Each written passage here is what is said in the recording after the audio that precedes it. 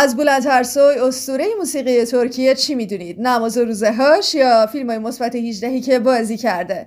فرقی نمیکنه. بلندترسوی محبوب دلهاست. با من همراه باشید، ویدیوی جذابی داریم. به سال 2017 خیلی خوش اومدید.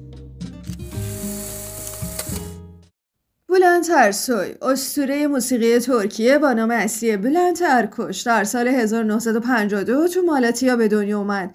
تا 8 سالگی اونجا زندگی کرد و بعدش هم به همراه خانواده‌اش به استانبول مهاجرت کرد. تو کودکی بسیار مؤدب و مبادی آداب بود. در دوران مدرسه هم به شدت درسخون و باهوش.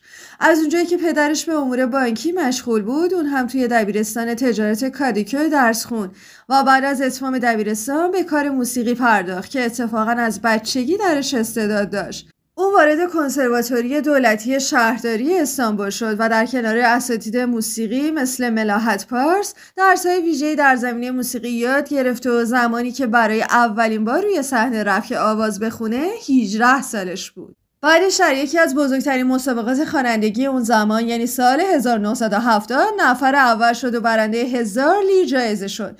اون تو سال 1971 اولین آلبومش منتشر شد و حسابی اسمش بر سر زبون‌ها افتاد. جالبه بدونید بلندترکوچ یا بلندترسوی به شدت مذهبی و معتقد بود و شدیداً روی نماز سر وقت و روزه گرفتن حساس بود. یه روز وقتی که داشت از مسجد بیرون میرفت، 2 نفر اون رو نزد فخرالدین اصلان، یکی از بزرگان موسیقی بردن.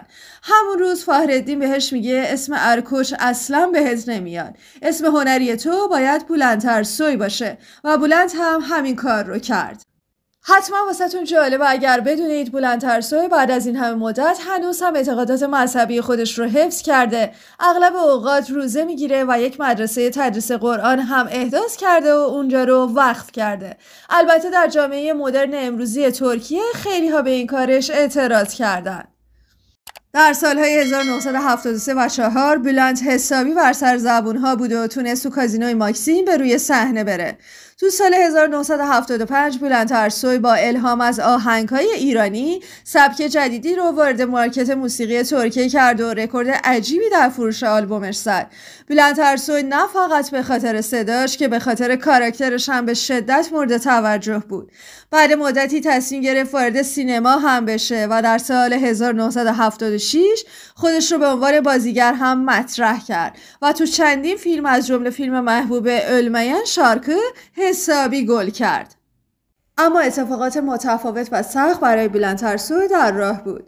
بلند که از خیلی وقت پیش متوجه تمایلات جنسی متفاوت خودش شده بود، دل رو به دریا میزنه و تصمیم میگیره عمل تغییر جنسیتش رو محقق بکنه. یکی از چیزهای جالبی که کمتر جایی عنوان شده رو میخوام بهتون بگم.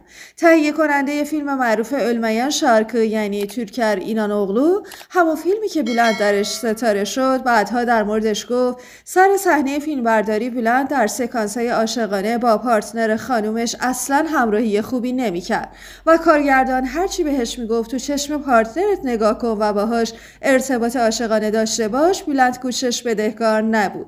و بعدها فهمیدیم اون به جای پارتنرش که یک خانوم بود، به دستیار کارگردان که یک پسر خوشتیپ بود نگاه میکرد و حواسش به اون پرت میشد.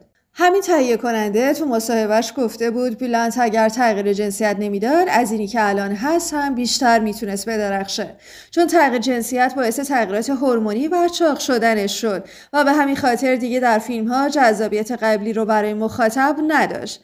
البته این رو خودم به عنوان یک طرفدار عرض میکنم، شاید بلند از لحاظ فیزیکی جذابیت زمان قبل از عملش رو نداشته باشه، ولی از حق نگذریم کمتر کسی رو با قدرت صدای اون در ترکیه میشه پیدا کرد.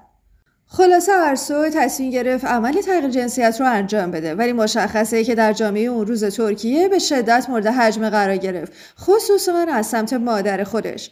بلند در سال 1981 در لندن عمل تغییر جنسیت رو انجام داد و به خاطر قانونی نبودن این عمل در اون دوره ترکیه اجراهای اون روی صحنه ممنوع اعلام شد. خود ماجرای عمل کردن بلند جالب و البته ناراحت کننده است. تهیه کننده که ازش نام بردیم اینجوری تعریف میکنه که هزینه عمل بلند رو فخرالدین اصلان جور کرد که دیگه با هم دوستان صمیمی بودن. مقداری از پول رو با دردسر زیاد به لندن فرستاد، ولی زمانی که میخواست الباقی پول رو برای بلند بفرسته تا از بیمارستان مرخص بشه، مادر بلند پیش فخرالدین میاد و اون رو به قرآنی که تو دستش داشته قسم میده که این پول رو برای بلند نفرست، چون به عنوان مادرش از این عمل راضی نیستم و اون آبروی ما رو برده.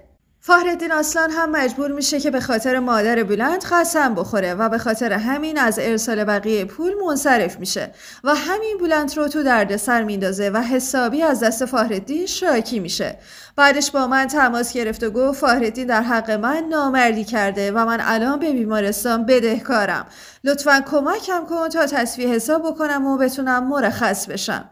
خلاصه که تغییر جنسیت ارسوی اصلا راحت نبوده و یک تنه باید با همه می جنگیده. سالهای سختش هم تازه شروع شده بود.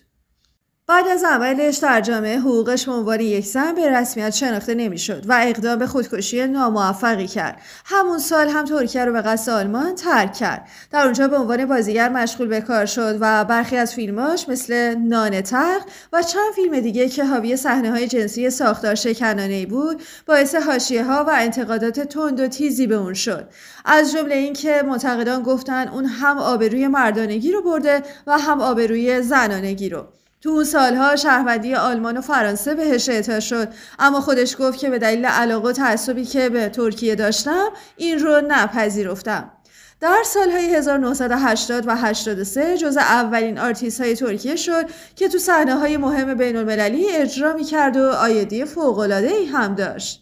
بالاخره بعد از کلی دردسر و دربدری در سال 1988 عمل تغییر جنسیت در ترکیه قانونی شناخته شد و ازش دعوت شد که به کشورش برگرده. بعد از سالها حسرت و دلتنگی و دوری از وطن، بلند ارسوی با هویت و چهره زنانه روی صحنه رفت. بلند ارسوی از بابت اون چندین سال به شدت ناراحت بود و هنوز هم هست و گفته کسانی را که اون ظلم‌ها رو بر من روا داشتن رو نمیبخشم و مطمئنم که خدا هم ازشون نمیگذره. جالبه که بدونید بلند ارسوی هم مثل ابراهیم تاتلیسس یکی از هنرمندان بزرگیه که خطر مرگ از بیخ گوشش رد شده. داستان از این قراره که در سال 1989 در هنگام اجرای برنامه در شهر آدانا به خاطر اجرا نکردن آهنگ درخواستی از طرف یکی از تماشاگران مورد شلیک 5 گلوله قرار گرفت و یکی از کلیه‌هاش رو از دست داد.